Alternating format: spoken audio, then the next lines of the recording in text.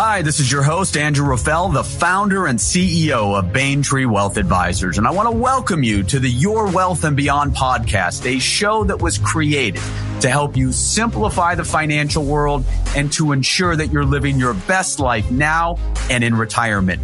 Each show, we're going to be bringing on experts that are going to help you build wealth and, most importantly, find purpose in what matters most.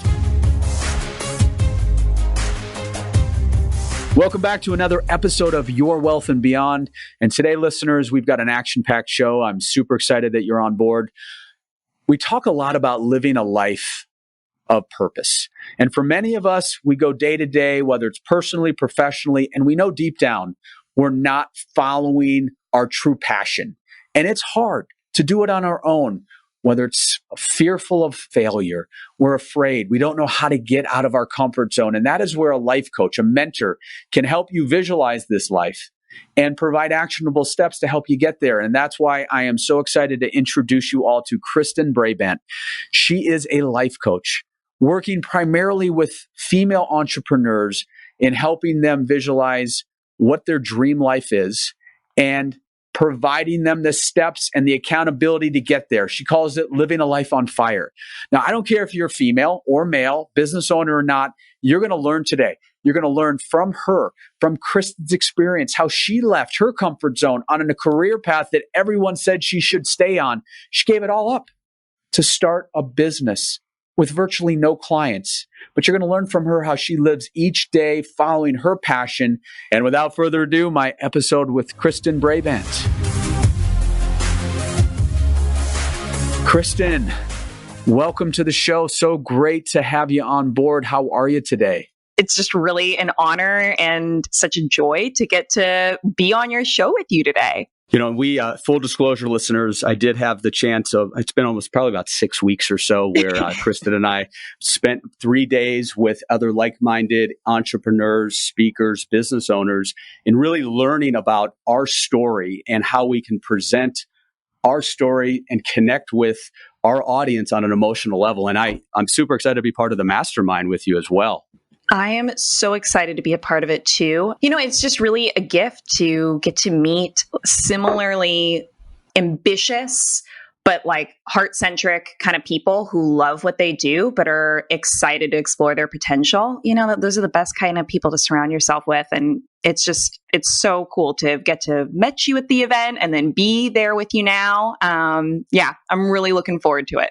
Yeah, and there's and listeners, I hope you'll be able to hear the energy that Kristin has, and it's something that it's pretty powerful, and definitely I think that's why people are drawn to you. So, listeners, what the purpose of our show is, as you know, is to help business owners, entrepreneurs, and even individuals, build wealth, find purpose, and that is a perfect prelude to with Kristin what you've accomplished, what your motivation is in working day by day. In you growing both personally, spiritually, but then how you as a life coach have what you've done is you've niched it, right? You focused on, your core focus is helping female entrepreneurs achieve their biggest professional personal goals. So how did you get to this point and finding that passion to help this specific audience?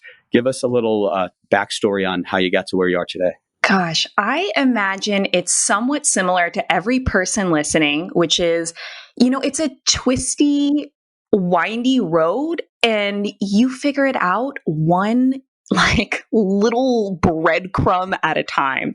And for me, it started, where it really started, Andrew, was actually when I was young. And I think any woman that I work with who is feeling that call to go for more, but unsure what that calling is. Because I think there's a lot of pressure right now for people to be like, follow your passion. And people are like, what the hell is my passion?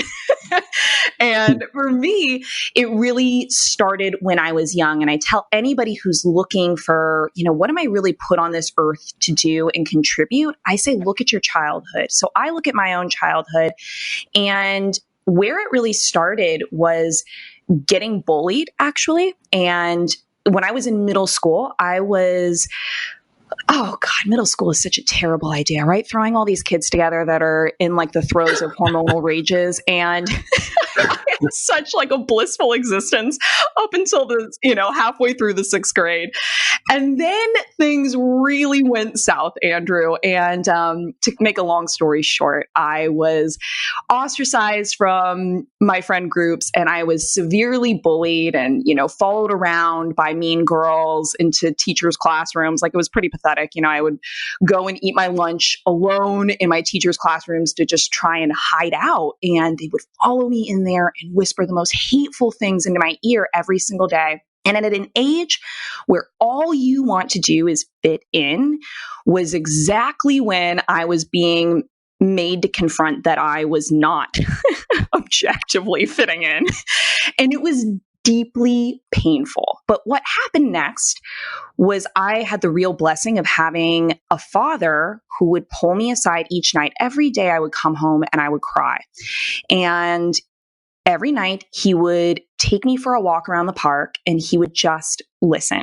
He would ask me how my day was. And I'm sure it was heartbreaking as a father. And I know you're a dad, Andrew, and I can't even imagine what this would be like on the other side. I'm not yet a parent, but I'm sure it was heartbreaking to know full well when he asked me how my day went that it was not going to be good. And I'd share with him, what had happened that day. And instead of jumping in and trying to fix my problems for me, he would ask me to seek to understand where these girls might be coming from, what might be going on in their lives that they would be reacting this way to another person. And he would also encourage me not to just lay down and take it, but to fight my own battles, but do it obviously without violence. And all of this, I came to realize, was really the beginning of my coaching.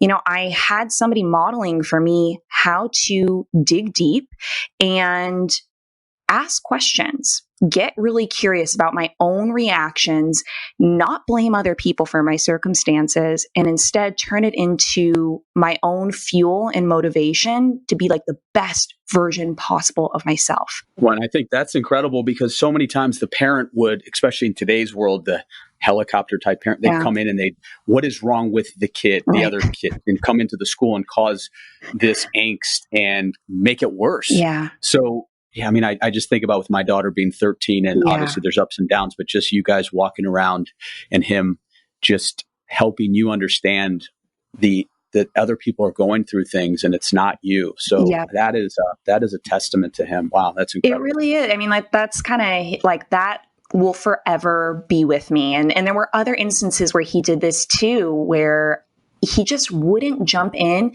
even when I begged him to try and solve my problems, because that's always more convenient, when you've got somebody to solve your problems for you. And he wouldn't. He would talk through with me how I could stand up for myself and what I wanted. He would always push me to think about, what did I want out of this? What was my end goal here?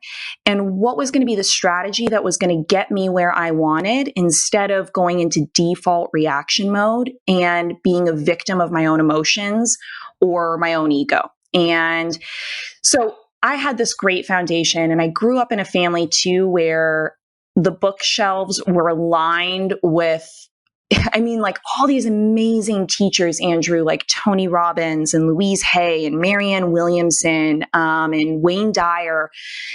And I would sit and, pull these books out from the bookshelf or go to my spiritual center that I grew up in. It was very, very hippie-ish, and read these books. And so these ideas that I could create the reality that I wanted, that was fully within my control, that was instilled in me from a really young age.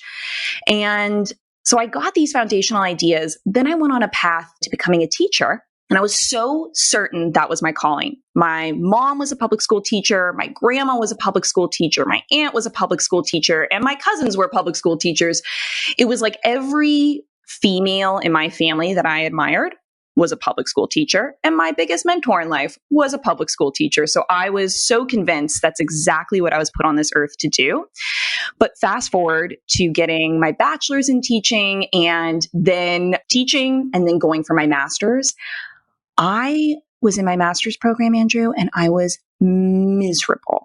And I wound up quitting. And it was the first time I had quit anything in my life, I've always been, in the past, I've always really pushed myself and held this kind of unreasonable expectation of excellence. And quitting was like a fate worse than death in my own mind. And everyone was encouraging me to actually stay in the program. But this was the first time that I really listened to my intuition against all, reasonableness that was saying like, this is after, the economic crash around 2008. And everyone's saying like, you need a degree to be safe. You need a degree to keep yourself protected in this economic climate.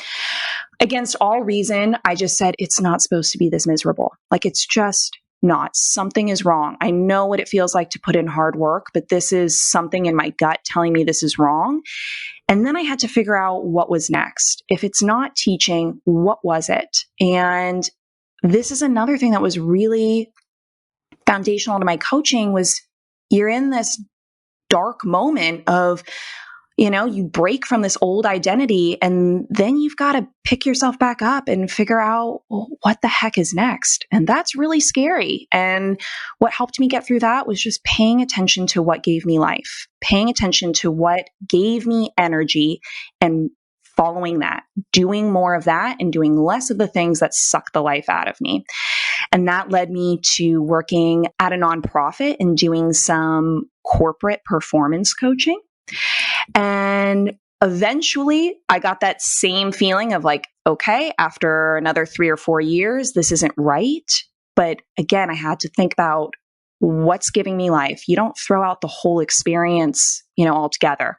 It's paying attention to what from this current experience, even though I know it's time to part with it, what's giving me life and what's sucking it out of me. And that's when it became really clear to me it was time to start my own business, to do coaching my way with the people that I wanted to coach. And that revealed itself to be female entrepreneurs. And that's how we're here today on this wonderful podcast, Andrew. Thank you very much for sharing. When you think about you making these tough decisions, which I know, as we'll go through, is what you spend your days helping your clients, your coaching clients, understand, visualize, and help lead them, which I love your live a life on fire, right? That's kind of your motive. Did you have somebody while you were going through these major decisions where everyone's telling you to do this, where the economy's telling you to do this? Did you have a coach, anybody that you confide in that actually took the other mindset and said, go for it? Or was this all on you at the time? When I was parting ways with my master's program, the truth of the matter is, no, I didn't have anybody who was like, Kristin, go for it. That sounds like a great idea. Quit that master's that you flew, all the way to the other side of the country to go do. I moved from San Francisco to Boston for this master's.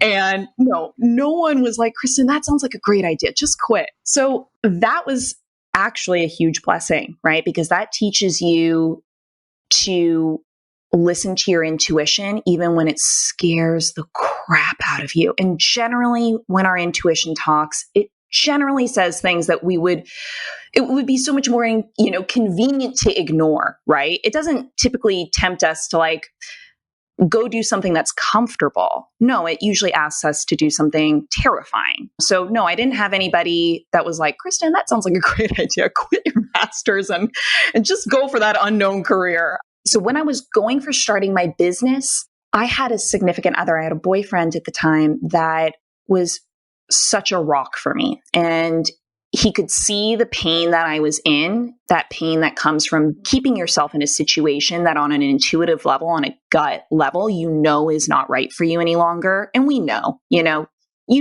but it's just inconvenient. And normally we suppress it, right? We dust it under the rug because it's not the right time. We don't have the right money, or whatever it is. But he could see that pain I was going through and just said like, I know you can do this. I know you've got this. And he was patient with me. He let me make that transition on my own time. And I won't say when I was ready because you're never ready to do those scary things. But he was patient and let me do it on my own terms. And what really helped, honestly, for me to kind of kick myself in the pants and just go for it was putting a date on the calendar. Just, I actually had a coach who was like, Kristin, just put a date on the calendar about when you're going to leave. And I was like, I can't put a date. I don't know. I have all these, and I cue the litany of excuses, right? About why I couldn't pick a date by when I was going to leave. But I did it just to appease her and get her to stop talking and leave me alone, to be honest. And I forgot about it. I let it go. But I kid you not, Andrew, I was in a one-to-one with my manager. So I set the date as August and I left it that vague, right? August. And come midway through June, I was in a one-to-one with my manager at the time. And I opened my mouth. He asked me, so how are things going, Kristin? And before my conscious mind could catch up with the words that were flowing out of my mouth, like truly, this was some kind of otherworldly experience. And I don't have many of these in my life, but this one really stands out where the words just flowed out without me even thinking of them. And I said, I'm going to leave to start my own business in August. And I was horrified when I actually heard like this coming out of my own lips. I mean, a wave of panic went through my body. My chest tightened up. I was sick to my stomach. But that's what I really feel like is when you set an intention, you don't need to know exactly how you're going to make it happen. I mean, really, I think that's grace. I think it's, there's something outside of ourselves. I don't care what you call it energy, the universe, God, spirit, whatever. Something takes over for you and is your strength for you when you don't have it within yourself. And that's kind of what took over in that moment and helped me just say I'm leaving. And I didn't even wind up leaving in August. I wound up leaving in September. But that's not the point, right? That's what kickstarted the process of just putting it out into the world that I was going to go and do this thing. And for those that have had a mentor or guidance, whether it be from a parent, a teacher, but a lot of business owners, they can't do it on their own. They have their staff, they have their day-to-day, but there's nobody to talk to. So many different outlets. But, if we have somebody who's not worked with a coach or somebody who's holding them accountable, can we talk high level of the power of what a coach does, a life coach? And I look at that as not just life, but business and accountability. What are some of the values that somebody should look for in a coach? And then we'll dig into how you work in your realm of both accountability, spiritual, visualization, those type of things. Absolutely. So when you're looking for a coach, I mean, maybe we back it up and just say kind of what can a coach add to your life? Coaches you got to coach for anything, really. But the kind of coaching I do, which is business coaching combined with life coaching, what that can add to your life is I would come in and help you get crystal clear on what it is that you want to create. That's what kickstarts the creative process. That's what kickstarts making this career and life on fire, your big dreams, that life that you really are genuinely excited to wake up to. That's what kickstarts it, is getting clear on what you want to create and how you want to feel while you're doing the thing. And then it comes to figuring out a clear enough plan about how to get yourself there. And I say clear enough because you don't need the 30-point plan. That is our ego talking, and that's just a tactic for delay. I'm very good at that tactic for delay, personally. It's like, I just need to figure out, right? Oh yeah. I'm like, I just need 75 more steps and then I'll be ready. But the truth is, you really just need to know I call it 5 milestones. Pick 5 milestones between where you are and where you want to be. Consider those your goalposts. And then you just need to know the next 3 steps. And what a coach will help you do is figure out that pathway to creating the business and the life that you want to lead, figure out the path to get there, and then hold you accountable to doing what you say you're going to do to make it happen. But more than holding you accountable, because a friend can hold you accountable, it's working with you through the fears and the limiting beliefs that will inevitably come up as you commit to going for more. So when we commit to going for something bigger, something that asks us to expand who we are, our subconscious mind freaks out. Our subconscious mind is designed to keep us safe, and it's constantly scanning our environment for what's safe and what isn't. And it codes safety as things and people that we've experienced before.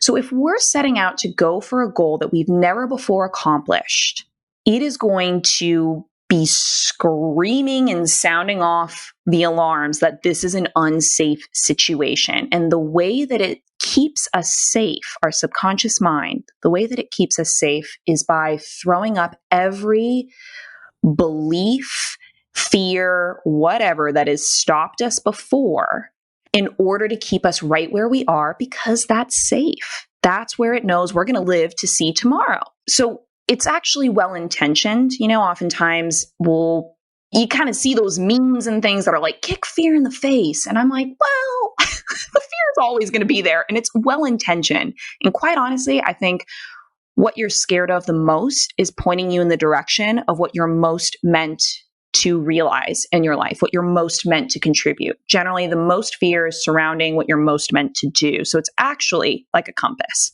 And I say, follow it. But a coach is going to work with you through every single limiting belief and fear so that you don't let those hold you back like you have in the past. And this time, you really deal with them. You confront them. And it's not that they go away for forever. It's not that you're not scared. I'm scared all the time, to be honest. But I don't let that fear dictate my actions any longer. I go for it anyways. And that's what a coach will help somebody to do. Now, most of the clients that you work with, have they already chosen this path and they are, in a sense, following that dream? They own that business. They're turning their side hustle into something that is their life? Or is it more of what you just indicated, where they're in the path that they know deep down isn't right, but they're scared, whether it's, I can't do it because financially I can't make it happen, or I've got small children, or I'm going to fail. Do you help those people who are down the path, like for you being the teacher would have been miserable, but what happens is you get stuck. And how do I get unstuck? Is that where your value comes in as the clients that you work with, or have they already made the leap and now you're helping them excel on all those other levels? It is both, actually. So I work with both camps. I work with existing, experienced female entrepreneurs who maybe started their business in a different context of life, or started their business quickly, right? And it's a lot of energy that we invest into starting a business, but they have gotten to the point where they realize their business is now running their life instead of empowering and enabling the life that they imagined, right? Where they have time to be with their small kids and watch them grow up, or they have that freedom to travel that they dreamed of having, and was a big part of why they wanted to start this business and leave working for somebody else in the first place. And I help them redirect their business so that it's supporting the lifestyle that they want to experience too, so that they get to live as the person they want to live as while they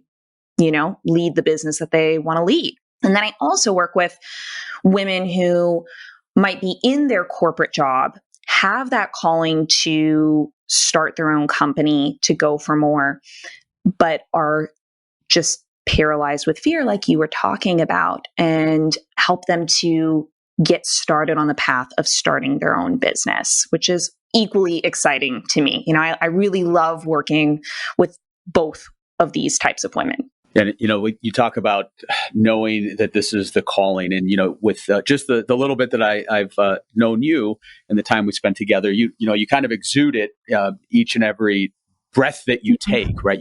And that's something that, looking back, I'm sure you still had that while you're going through and, following that other path that wasn't as right on as where you are now.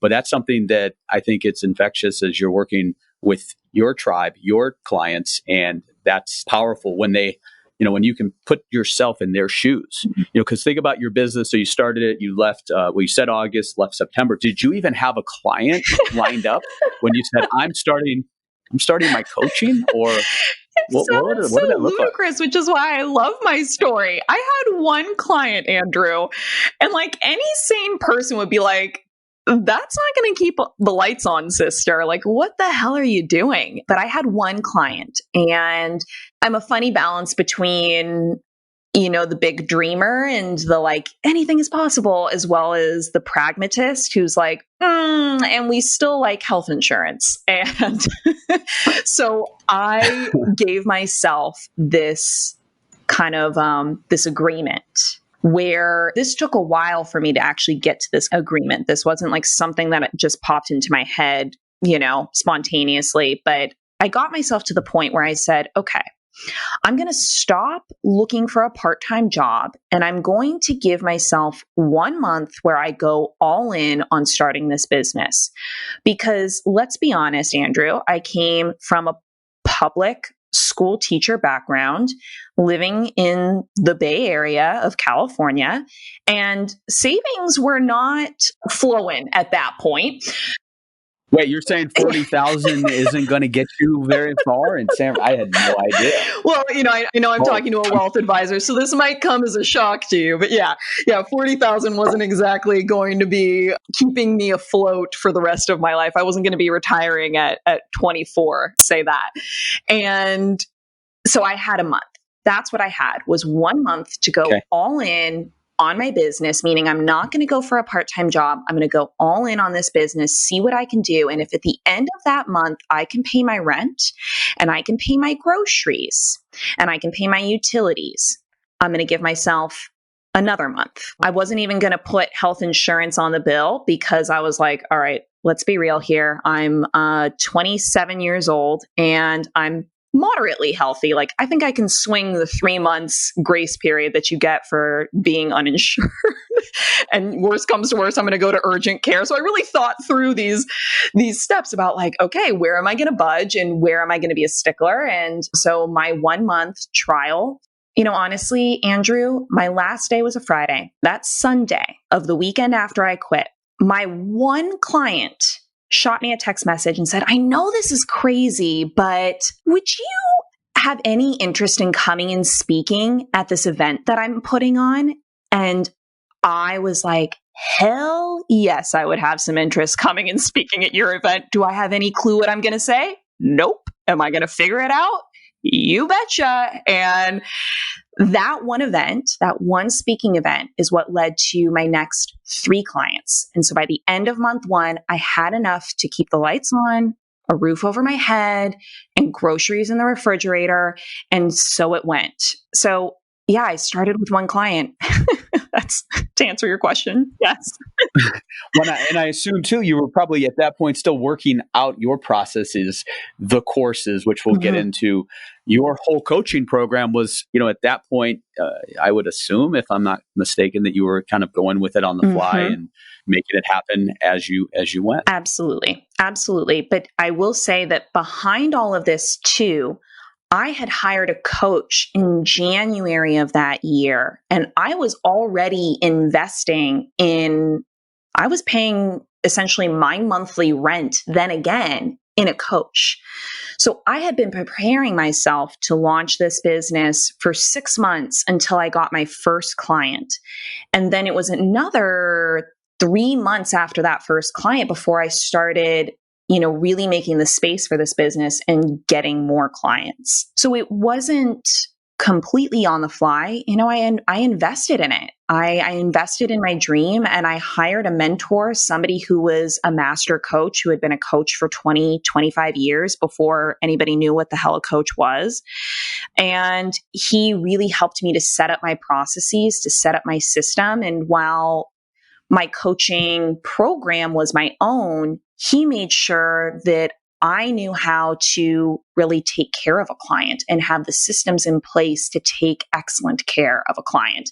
And I wouldn't have known how to do that had I not invested in a coach for myself. Yeah, and you do talk about that in the little bit that we've talked through on some of the stuff that I've seen on your site. Of the key is you got to invest in yourself. Yes. Even if you're not ready to make that jump, you have to invest in yourself. And that's just not finding a coach, but finding the right books, finding the right outlet, whether it be yoga, whether it be spin class, whether it be, I know you're big into meditation, but having those routines Absolutely. that help you stay focused. So listeners, we all have dreams. They're not just going to come. They're not free. You've got to spend the time, but also the Yes. resources and take that risk. So, that's a testament to you with building that out from the get-go, so that you felt, I think probably without that coach, you wouldn't have been making that no shit August, I'm out. You might have just continued down a different path. I completely agree. I completely agree. And I think it's old wisdom that in some respect, you got to cut the lines on the boats, right? You can't give yourself a plan B. You can't give yourself too much of an exit plan when you're really following your gut and your intuition on what it is that you're going to create. Because if you do, when you are scared out of your mind, you're going to reach for that exit door, right? You're going to reach for that easy way out. And I think for me, cutting the boats and sticking to my goal of starting my own business was that terrifying investment in a coach, which, was way beyond my means. Andrew, it really was. It was not a financially sound decision. Had you been my advisor, you would have been like, this is reckless. But I was following my intuition, and you're going to make it work. And that was really one of my first experiences of following my intuition, but backing it up with a financial investment where it was like, you're just going to have to make this work. You're going to figure it out. And when you have that ultimatum on yourself, you do. You truly, truly do. You do figure it out. We're incredibly resourceful people, and we don't give ourselves enough credit for just how intelligent and adaptable and resourceful we really are. So I'm a big believer in, you need to make these investments in yourself. And quite honestly, if it scares the crap out of you, well, that might be just exactly what you need to push yourself into this next stage of being, where you rise into a state of excellence that you've never before found yourself in. And I look there's a lot of correlation in what we do here at Bayntree, because from our standpoint, we look at it so much more than the money. It's looking at a client's whole picture, holding them accountable, understanding the emotional impact of life as it happens, life transitions, we talk about it. And then as a coach or a planner that's really working for their client in the right way, sometimes, and I'm sure you feel this too, a lot of times we're acting like, psychologists, we're helping, we're listening, things in regards to whether divorce happens, they lose a job, the market starts going one way or the other. But it all comes back to, if we have a plan, then we can take a lot of the emotion out of it. Yeah. And that's with working with a trusted team. And over the years, guys, I've worked with coaches and mentors. And I think the one thing that I've always taken away from that is it holds me accountable. It holds me accountable, and it gives me a resource to, it's not so much, I would say, vent, but just to uncover and talk about things that maybe I don't talk with anybody else on. Yeah. Yeah. And, we think of businesses, and I think as we get into this century, it's all about niching. So you, as a coach, looked at all this value you can bring, and you said, I have a specific audience that I know I can provide my best work.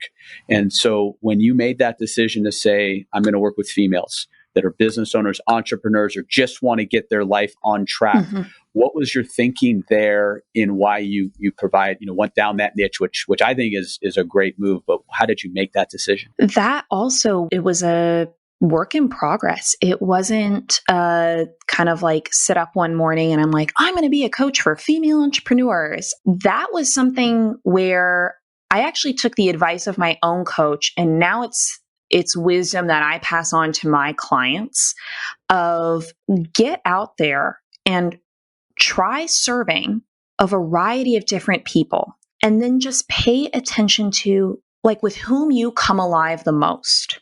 I'm a big believer that you follow the energy, and that might sound a little woo-woo, but it's really not.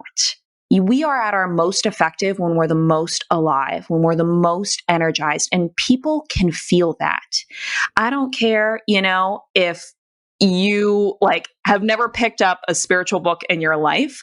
you feel people's energy. And if they don't like what they're doing, it's repulsive. You don't want to be around them. But if they love what they're doing, they are shining and they're like a magnet and you want to be around them. So if you can put yourself out there and test serving a variety of different people and look at it as an experiment and just pay attention to, with whom do I really come alive and shine the most and feel the most energized? And with whom, is it kind of a lackluster response? And just keep following where the energy flows. You're going to figure it out. And that's what it was for me. I coached a bunch of different types of people. And just because I started my coaching business doesn't mean that I hadn't been coaching before that. I had been coaching for about 8 years in different capacities before that. And so I had coached kids in the juvenile justice system in Ventura, California. I had coached kids in housing projects in Los Angeles and Long Beach, California. I had coached individuals in the corporate sector doing performance coaching.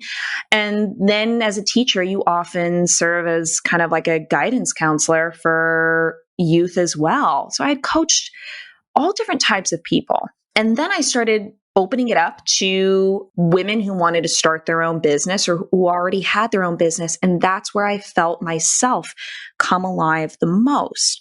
And I realized after only doing a lot of trial and error and just following that very unclear path of, energy of, am I coming more alive here or not? And just kind of feeling around in the dark. It was only then after doing a lot of trial and error that I realized that nothing gives me more life than being a part of somebody else's unfolding and sharing their gifts with this world.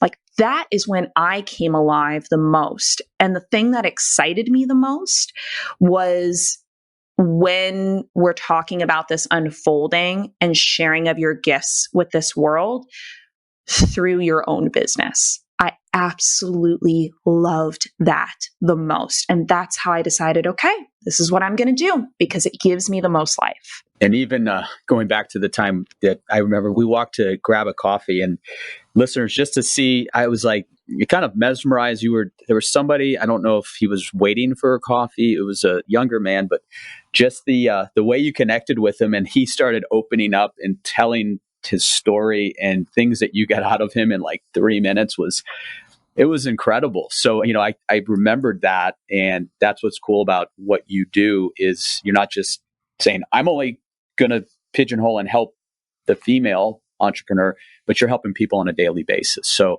thank you, Andrew. that was really cool. I don't even know if you remember doing that because you probably do it day in and day out, but very cool to see that and to see the passion and the energy that you're able to impress upon somebody and have them open up, which I think is why you're a great coach. I really appreciate that. I really, really appreciate that. And I think we all have those types of activities where things just feel easy. And it's not that starting a business is easy, but there are those activities where we do them kind of naturally. And for somebody else might look at that and be like, God, how did you do that? And for us, it's kind of second nature. Everybody has that. You've got that, Andrew. Everybody listening has that. And if you can figure out a way to turn that natural gift that you've got into a way to be of service in this world, you've got yourself a really great business that's going to give you life for a long time. Well, and I look, to me, I'm 20 years in this business, and obviously there's ups and downs, and now running a business with 10 employees, but I still have that where I feel the most at ease and where I can bring my best value is sitting side by side with a client. And this term energy, whatever you're in, whether it's business wise or personal, there's a time when I know I'm truly connecting with that client, and you feel the energy, you can feel it. And some people suppress it or don't understand the power of energy. And this is also in personal as well, where you can just feel it. And that's a special notion when you're getting to that point. And I think even if the person you're with doesn't feel it, they subconsciously do. And Absolutely. you talk about visualization, right? So let's go through, there's different ways in how you can get somebody to get a clear vision of where they're going to be most happy. And part of that will be in the show notes where you have the mini course, which we'll go through. But Mm-hmm. can you give the listener who maybe doesn't have the coach right now or doesn't have the ability to just make a change, what are maybe 2 or 3 things that you would do or that you can give tips and strategies to help them visualize where they're going to be most effective, where they're going to be most powerful, where they were able to provide their best self moving forward in their life and the people they can help? Oh, absolutely. So, you were talking about the tool of visualization. So I'll start there. Absolutely. Practicing some blend. For me, I like to be a blend of meditation, visualization, and prayer. It's basically quiet time. It's quiet time where I tune out the noise of the world and the noise of my own head because it can get pretty loud and pretty obnoxious up there. And I get quiet and I get in touch with an intelligence of a higher order. I get in touch with a higher part of myself, not the lower base self that's always worried and full of fears, but that higher self that knows it's going to work out, that knows there's a bigger plan in store for me. And the way that I do that is by practicing, like I said, this blend of meditation, visualization, and prayer. And so what that looks like is I spend a few moments just closing my eyes and doing some deep breathing. And, you can call it meditation, but I just get quiet for a second. And then I actually do a bit of a prayer where I just acknowledge that I'm connected to a source of energy that's larger than myself. And that's flowing through me. And I set an intention. And this practice of visualization, how I start is I get quiet and I do some deep breathing for a few moments. And then I just consciously acknowledge that I'm connected to this energy that's bigger than me, that it's flowing through me. And I set an intention for what I know to be true. What it is that I want to have happen, or just that I don't even know what's going to happen, but I trust that everything is working out for my highest and best good. That is what I need personally to relax enough to get into the visualization state, because I have a nifty little habit of trying to control things. So I need to do something where I surrender that controlling tendency and just trust that I'm being taken care of. Then I'm ready to get into visualization. And that is simply just being in a relaxed state and calling to mind images of you leading your best life, of you leading your best day even. You can visualize a meeting that you're going to facilitate later that day that perhaps you're feeling anxious about. And you know that a lot is on the line in that meeting. Let's pretend you've got a company and you're going to be pitching to investors, let's say. Visualizing you thriving, shining. Every word is coming to you in the exact right way. You don't have to overthink it. And you're looking at the audience and they're responding to you with energy and enthusiasm. And you're having fun up there and you're being playful. This is what I mean by visualizing. Just seeing yourself and others responding to you in this highest form. Or you can extrapolate it to something bigger, that you are leading the business of your dreams, or you're going on the vacations that you want to go on, or you visualize the home that you so want to live in with your family, or, maybe you're working your tail off so that you can put your daughter through college and you see her crossing that graduation stage beaming with such a bright future ahead of her. These are the kinds of images you call to mind. And what makes visualization effective is attaching to those images the feelings, the physical feelings in your body that you would experience if you were really living that right now.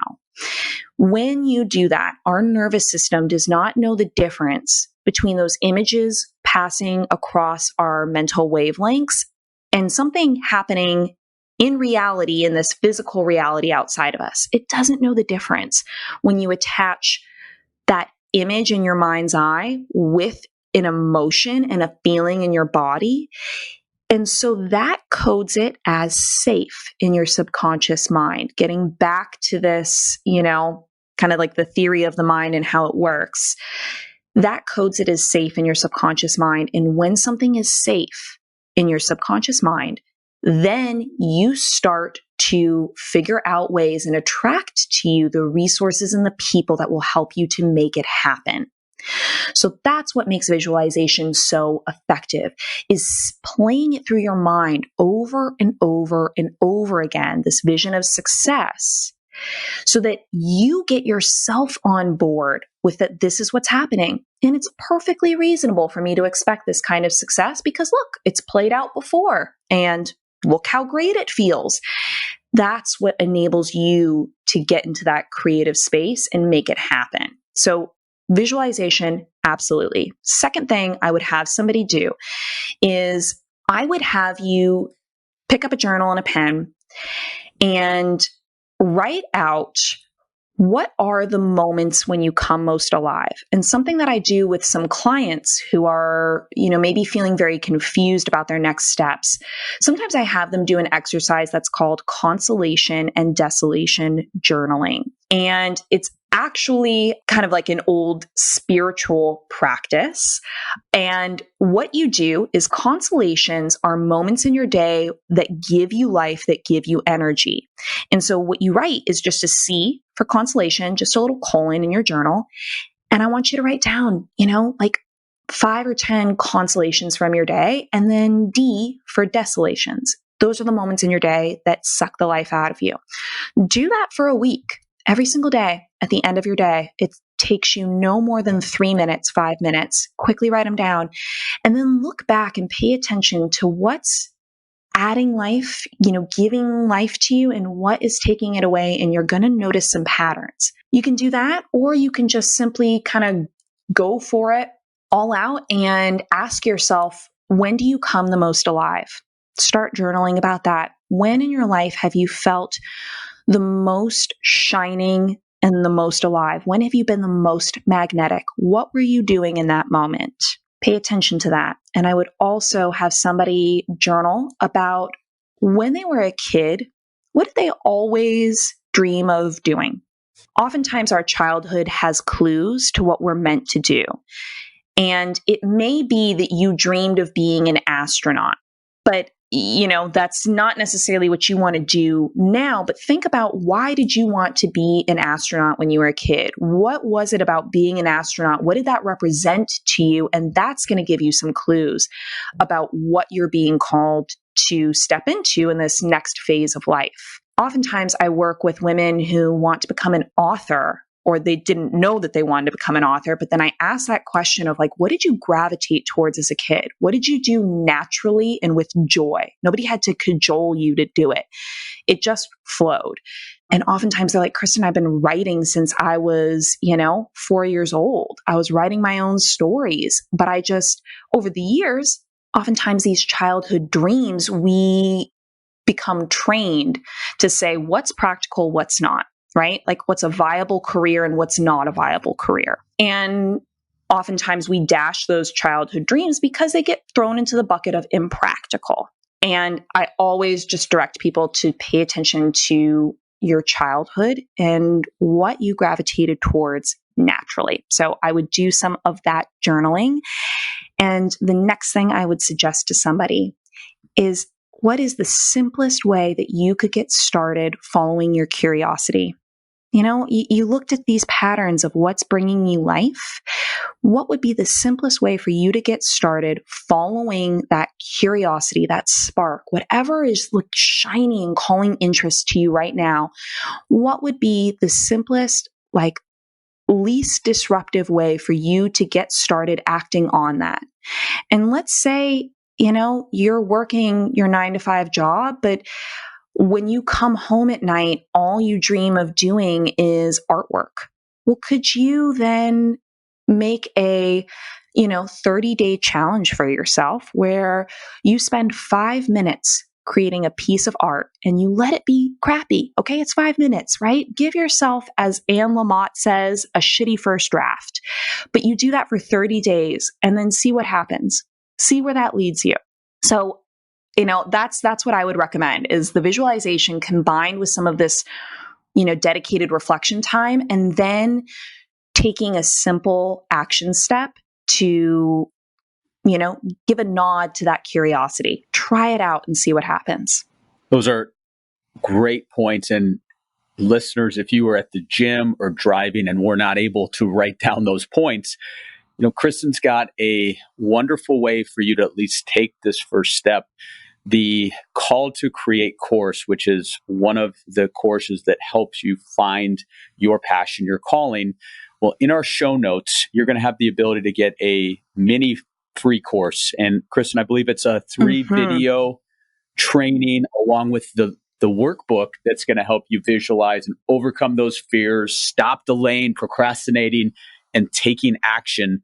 And then as you hit upon this visualization, which so many people want to do, they just don't know how to do it, you're going to help guide them through in this mini course to help them gauge out where they should be. Exactly. Yes. So I've got this free 3-video mini course that's designed to help you first get clear on what your next big move is, what you're being called to do next. Get over the fears that are holding you back from even getting started on it, right? It's not as simple to just kind of get started on it. If it were so easy, you would have done it. So I give a workbook to help you work through those biggest fears that are holding you back from taking action. And then I finish it off with a challenge to help you get into action. And I offer a 5-week course, a much longer course where I give my best materials for helping you get very clear on what it is that you're being called to do next and create that plan of action and those accountability systems to get started on it and to overcome every obstacle that comes your way and stick with it. And what results from that? I've had women launch their company that they've wanted to launch for the last 5 years, and they do it in 28 days. I've had people start the nonprofit of their dreams from that course. I have had people make the big career pivot from they were doing office work into really the neuroscience field that they wanted to be in, that they had the degree in, but weren't acting on. I mean, like these incredible results. I have found it is really as simple as just getting started, even when you're feeling around in the dark. And we create clarity by taking action. And this course is designed to get you over the hump of your own fears and into the space of taking that unceremonious, imperfect, messy action. Love it. I love it. And, there's no way to get to where you need to be without work. And that whether you're doing it on your own or following through with some of what Kristin has. I know on your website too, you have some essential tools, both on the business side, some of the podcasts that really invigorate you, certain apps like Headspace. So a lot of people are like, how do I get into meditation? I know I have to declutter my mind, and meditation, I hear it's like this, that, and the other, but I don't know how to do it. Headspace is definitely one that can help at least somebody who's a novice get into that, and working with meditation and visualization, it's going to help you get out of this hubbub with the constant 24/7 technology and really get you focused and re-energized. Exactly. Yes. So I've got a whole page on my website that I call the goods. And on the goods page is where I list everything, the books, the podcasts, the apps, and the business systems that I use every single day to ground down, get in touch with myself, and also do my best business, do my best work, serve to the highest capacity possible. And all of those resources are linked on my website. It's free. You don't need to give me your email or anything to get to it. It's just there to help you lead that career and life on fire. And also in the show notes will be not just the website, but on digital or social media, your LinkedIn and your Instagram. You're doing some really good work out there. Listeners, Kristin's got great videos. I think you just go off the cuff. Sometimes she's right besides the ocean and just going through what's in her heart. So definitely follow Kristin and get in touch with her. I think conversations that they're free, and they are. You can learn a little bit of where you need to be. So this has been incredible. You've said it all. You've got a lot more to say, I know, but we We've all got things we need. I know you got a busy day here. We got action to take. Right. Let's go. Exactly. Thank you for coming on. This has been great. And again, if you're not a female entrepreneur, you still take some value from this. We can all take value. Having a coach, having accountability, having somebody that gets you and that can take you from where you are to where you should be. That's the goal of finding that purpose. As we leave today, Kristin, anything that you want to end with? I mean, the only thing I would end with is just piggybacking off what you just said. Even if you're not a female entrepreneur, please reach out. I mean, like I said, nothing gives me more life than working with people and playing some kind of role in helping others live as the people that they were meant to live as, to serve in the way that they were uniquely created to serve. And so if you're looking for a coach and you don't fit exactly my target, reach out anyways. I want to help you find that person so that you get started doing, your life's work, what you were put here on this earth to do. So I can't wait to talk with more folks. And it was such a joy and a true pleasure to talk with you, Andrew. Thank you. You are very welcome, and I'll look forward to seeing you in just about 6 weeks or so at our next event with Boise. I'll see you in 6 weeks. Let's do it. All right, guys. Well, we covered a lot. We appreciate the time as always, and stay tuned for later this month for a brand new episode of Your Wealth and Beyond. Happy planning. Find your passion. We'll talk real soon. Thanks, everybody. Thank you for joining me for today's episode of Your Wealth and Beyond. To get access to all the resources mentioned during today's podcast, please visit Bayntree.com/podcast. And be sure to tune in later this month for another episode of Your Wealth and Beyond. Investment advice is offered through Bayntree Wealth Advisors, LLC, a registered investment advisor. Insurance and annuity products are offered separately through Bayntree Planning Group, LLC. Bayntree is not permitted to offer, and no statement made during the show shall constitute legal or tax advice. You should talk to a qualified professional before making any decisions about your personal situation.